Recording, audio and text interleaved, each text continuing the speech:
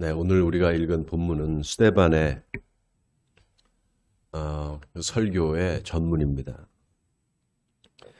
스데반이 여러분 아시다시피 예루살렘 교회 7집사로 안수를 받았잖아요. 사실 그 집사를 안수해서 세운 목적이 뭐였습니까? 성도들의 구제를 위해서, 좀 더 구체적으로 말하면 가난한 사람들, 그 사람들을 먹이는 일, 그런 일들을 위해서 이제 집사를 세웠는데, 여러분 오늘 이 스데반의 설교를 한번 들어보십시오. 정말 이 스데반이 얼마나 성경을 기가 막히게 잘 알고 있습니까? 마치 구약 성경의 그 창세기와 출애굽기를 그대로 외워서 읽는 것 같은 그런 아주 놀라운 설교를 합니다. 그만큼 이 스데반이 하나님의 그 말씀에 아주 깊이 성경 말씀을 깊이 묵상한 사람이었고, 또 성령이 그 순간에 스데반 안에서 역사함으로 말미암아 정말 그 하나님의 말씀을 줄줄줄줄 다 이렇게 외워가면서 이야기를 하고 있잖아요. 오늘 이 설교문에 핵심이 있습니다. 핵심은 바로 하나님의 그 약속의 말씀이 지금 이루어지고 있다는 것입니다. 스데반이 지금 아브라함 때부터 모세의 이야기까지 쭉 지금 한다름에 쭉 이야기를 했는데요. 우리가 창세기를 보면은 창세기 1장부터 11장까지를 원역사다 이렇게 말하잖아요. 원역, 창조의 역사 이렇게 말합니다. 그리고 12장부터를 우리가 구원의 역사, 구속사라고 말합니다. 사실 이스라엘 백성들의 역사는 아브라함 때부터 시작이 됩니다. 아브라함이 그들의 조상이죠. 그 조상인 아브라함한테 하나님께서 나타나셨고 약속하신 것이 있었다. 바로 애굽으로 내려가서 400년 동안 종살이를 하다가 다시 이 땅으로 올라올 것이다. 그 약속이 지금 이제 이루어졌다라는 것을 이제 말하고 있습니다. 그런데 지금 이 스데반의 설교의 요지는 뭡니까? 하나님께서 그렇게 이스라엘 백성들을 구원하시기 위해서 아브라함 때부터 시작해서 모세 이르기까지 쭉 계속해서 하나님께서 이스라엘 백성들을 인도하시는데도 불구하고 이스라엘 백성들이 그거를 깨닫지 못하고 하나님의 말씀에 불순종했다는 겁니다. 그 불순종의 역사가 계속되고 있다는 거예요. 그런데 놀랍게도 스데반이 아주 담대하게 모세에 대한 이야기를 하면서 모세가 한 말을 인용을 합니다. 모세가 뭐라고 말을 했느냐? 여기 보시면 37절을 보시면은 이스라엘 자손에 대하여 하나님이 너희 형제 가운데에서 나와 같은 선지자를 세우리라 하던 자가 곧 이 모세라. 37절을 인용을 하는데요.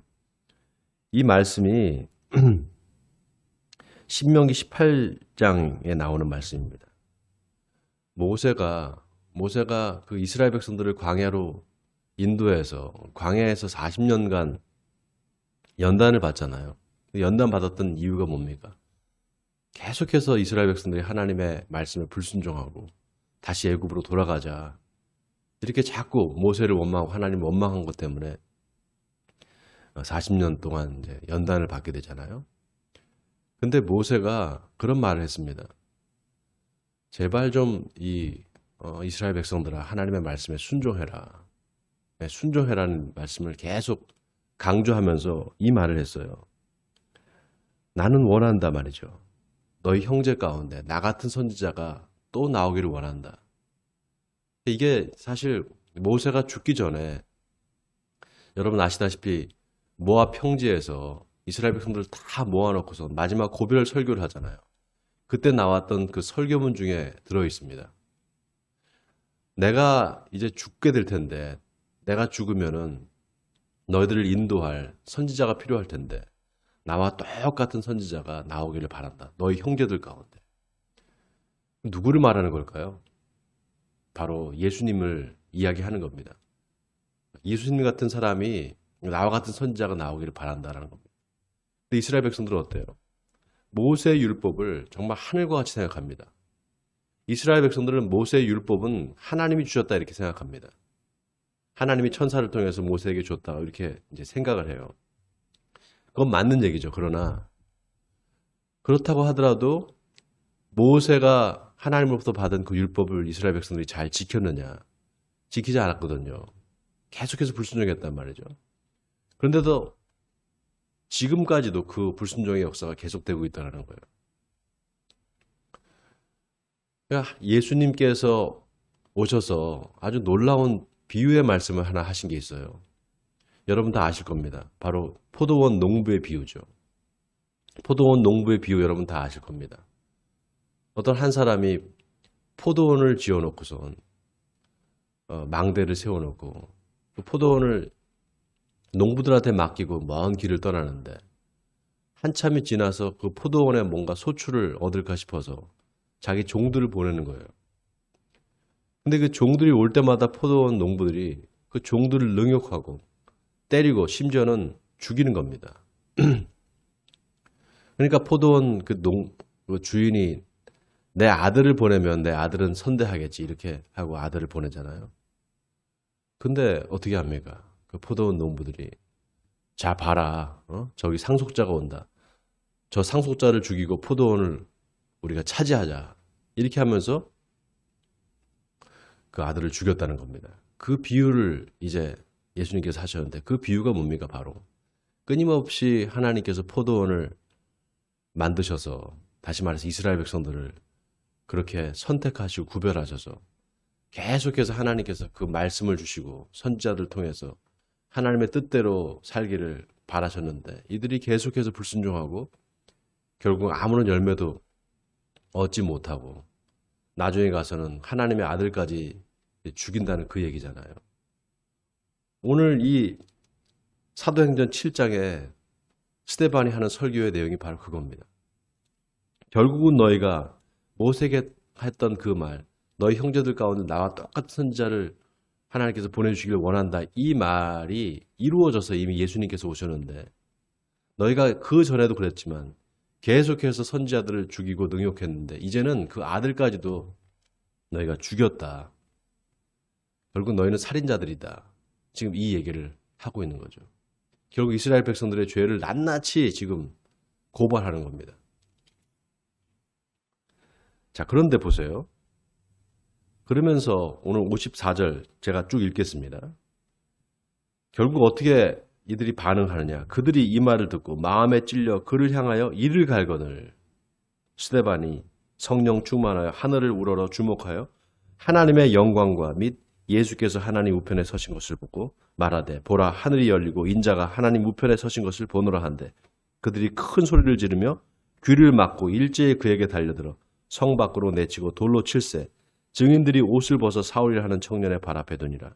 그들이 돌로 스데반을 치니 스데반이 부르짖어 이르되 주 예수여 내 영혼을 받으시옵소서 하고 무릎을 꿇고 크게 불러 이르되 주여 이 죄를 그들에게 돌리지 마옵시고 이 말을 마옵소서 이 말을 하고 자니라. 사울은 그가 죽임당함을 마땅히 여기더라. 여러분 마음에 찔려서 이게 죄가 생각이 나면 빨리 회개를 해야 되잖아요. 근데 어떻게 합니까? 마음에 찔렸는데 이를 갑니다.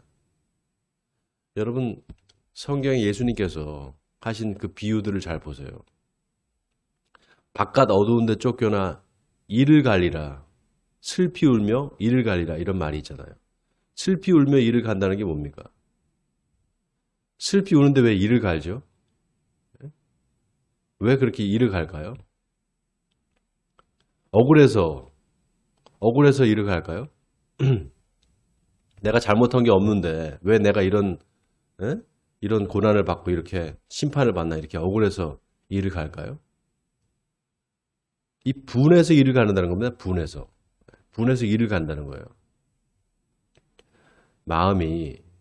여러분 마음이 이 죄가 생각나고 하면 그걸 빨리 회개하지 않고 이를 가는 사람들, 이런 사람들이야말로 하나님의 선택에서 벗어난 사람들, 하나님의 은혜에서 벗어나서 결국 멸망의 길로 갈 사람들입니다.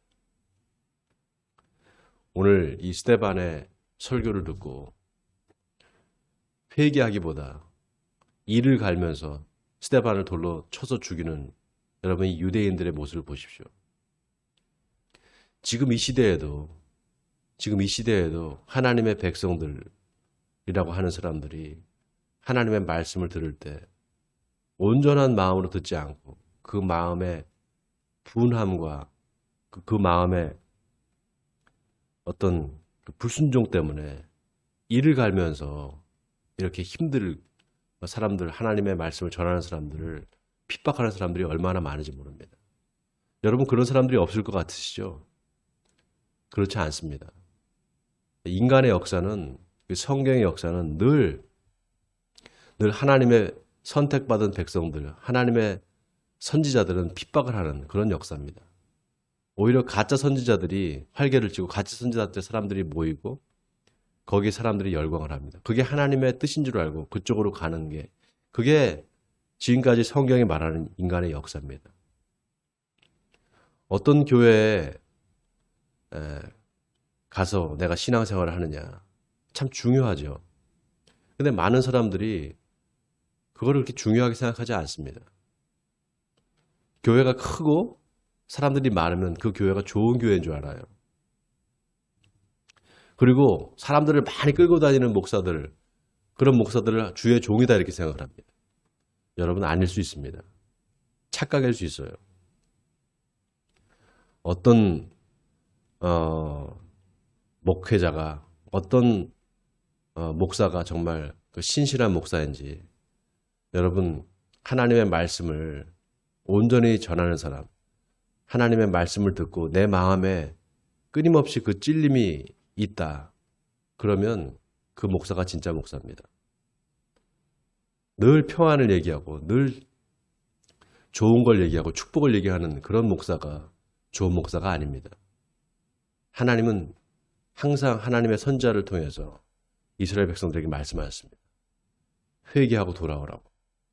하나님은 그런 분이세요. 거기에 우리가 순종하는 마음을 가질 때 하나님의 백성으로서 우리가 온전하게 살 수 있는 것이지. 그런 말을 들을 때 왜 저 사람이 나한테 저런 말을 하지? 왜 나를 치는 말을 하지?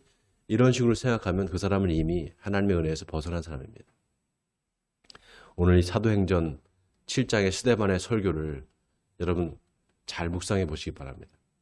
하나님께서 약속하신 바가 지금 이루어지고 있는데 지금 너희는 그 하나님의 역사에 반대해서 하나님이 보내신 선지자를 죽였다. 지금 이 말을 하고 있습니다. 여러분 우리가 하나님의 말씀을 들을 때 내 마음에 순종하는 마음이 생기고 내 마음에 찔림이 있어서 그걸 회개하면 하나님께서 우리를 기뻐 받으십니다. 그리고 우리의 삶이 변화될 줄 믿습니다. 원하기는 하나님의 말씀을 들을 때 내 마음이 옥토와 같이 변화되어서 그 말씀에 아멘하고 순종하는 저와 여러분 되시기를 주님의 이름으로 간절히 축원드립니다.